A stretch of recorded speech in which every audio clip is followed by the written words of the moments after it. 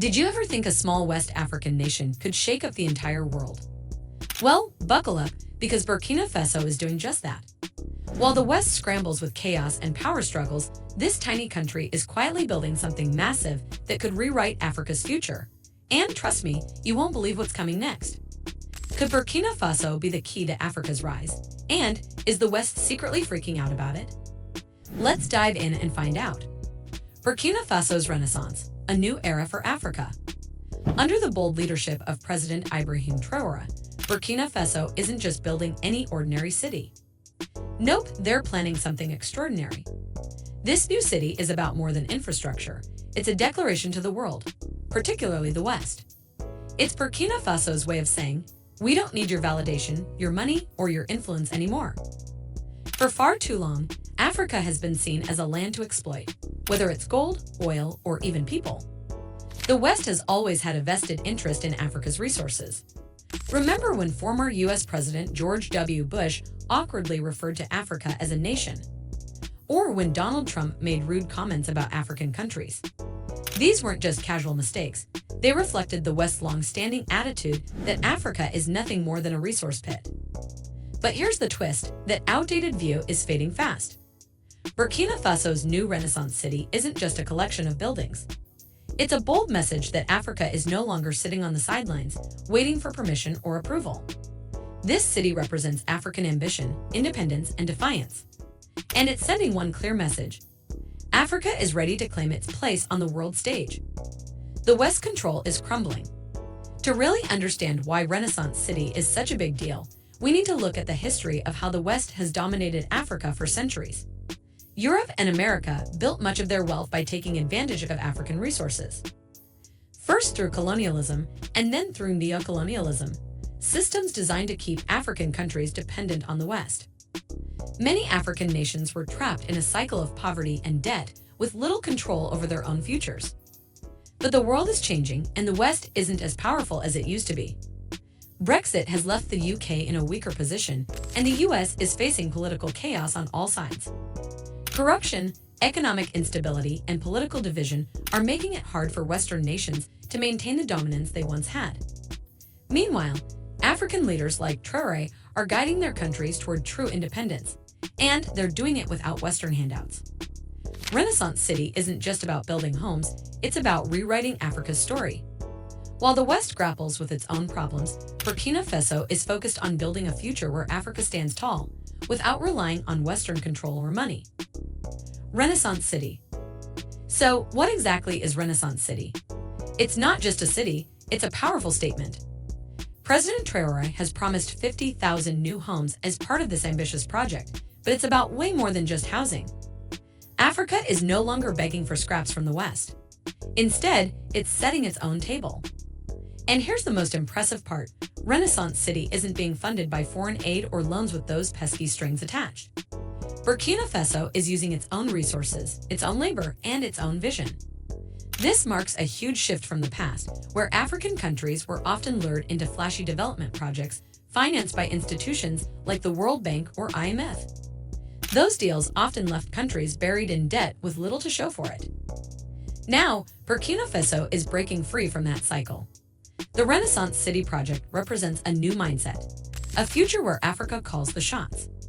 It's living proof that Africa can build, innovate, and thrive without relying on foreign capital. Breaking free from the past. Traoré's vision for Renaissance City isn't just about providing housing, it's about genuine economic empowerment. This isn't a one-off project, it's part of a larger strategy to give power back to the people. Local labor, local materials, and African funding are central to the project. Burkina Faso is leading the way, showing that Africa wins when it relies on itself, not handouts from the West. And here's where it gets even more revolutionary.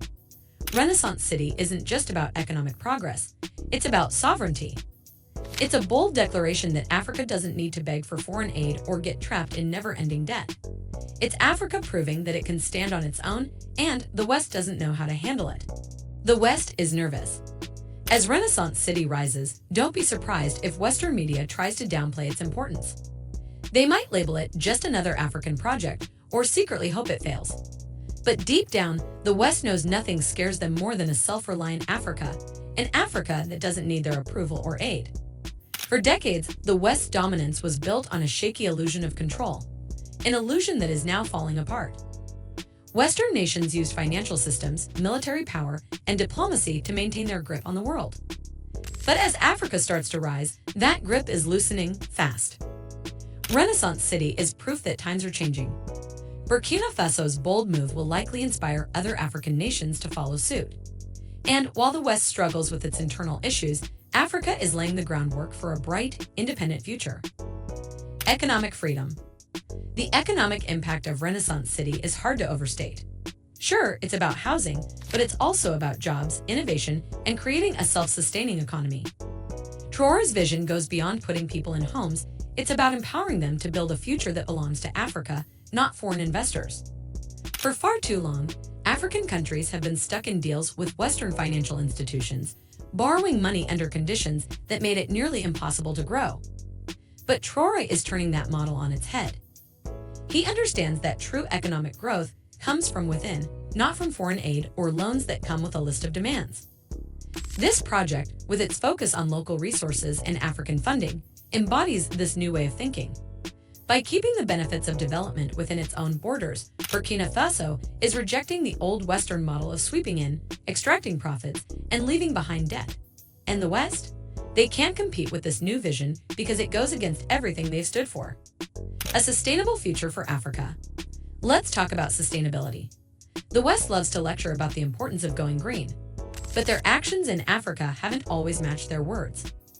They preach sustainability while continuing to exploit Africa's natural resources, often with little regard for the environmental damage they cause. Burkina Faso is flipping the script. The Renaissance City isn't just being built for people, it's being built for the planet too. The project incorporates eco-friendly construction, renewable energy, and reforestation efforts. And here's the kicker. It's being done without foreign pressure or aid. This is Africa leading the charge on sustainable development because it's the right thing to do, not because the West says so. Renaissance City is more than just a city. It's a beacon of Africa's potential. Burkina Faso is proving that Africa can build its own future on its own terms without depending on the West. This project is living proof that Africa is ready to step into the global spotlight, not as a follower, but as a leader. The West may try to dismiss this project, but they can't deny the truth. The days of Africa depending on Western money and approval are over. Burkina Faso is leading this new movement, and other African nations are already taking notice, ready to follow its lead. As the West struggles to sort out its problems, Africa is rising. Renaissance City is just the beginning. It's a symbol of hope, independence, and the future. A future where Africa finally takes its place as a global leader. Feeling inspired by Africa's rise? Share your thoughts in the comments, hit that like button, and don't forget to subscribe for more eye-opening stories like this one.